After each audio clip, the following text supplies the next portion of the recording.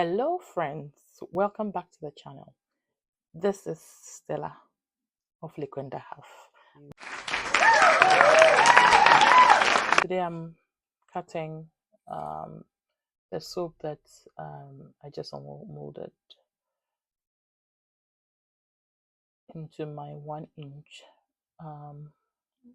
bars, and this pretty much weighs 4.9 thereabout.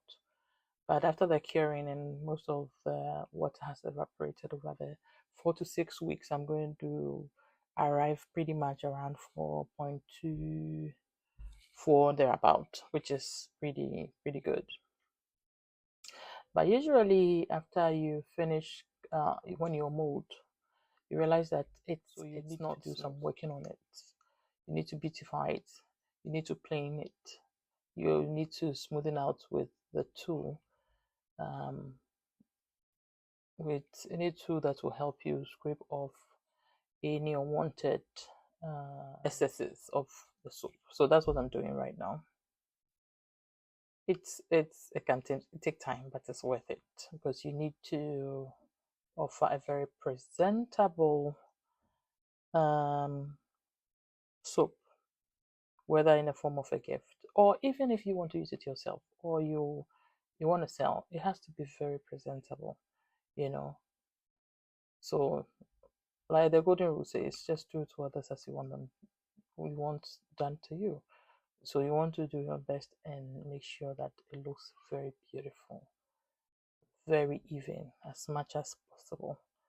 Yes, as long as it's handmade, you may not be able to attain that perfect angles and all that as compared to a machine, but still you can do your best and get it as close as possible. And after that, I usually, after curing, so like after the 4 to 6 weeks after it has cured, I usually put mine in a shrink wrap. Why? Because putting the shrink wrapping your handmade soap gives you some benefits, such as protecting the soap from losing more water, losing more moisture. Because if it keeps losing moisture, eventually it's going to shrink. So you don't want that.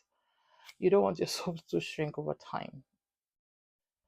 And also when it is extremely dry, it becomes flaky. So we need to put a barrier on how much moisture evaporates over time. So yes, it slows down the moisture. It also prevents it from being contaminated by dust or dirt or anything you can think about. Or let's say in the process of shipping it, for those who are selling, in the process of shipping it, it goes through many phases. And so if it is not shrink wrapped, you can just imagine the kind of things that is going to attract on its surface. So shrink wrapping is very important. It brings that protection that we need. And also with the ones that have fragrance, it helps the fragrance to stay retained over time, because you don't want the fragrance to evaporate over time. So shrink wrapping prevents that. And also it prevents from surface damages. As it moves from one place to the other, or as you move it from one shelf to the other, it helps it to slip rather than getting stuck on stuff easily.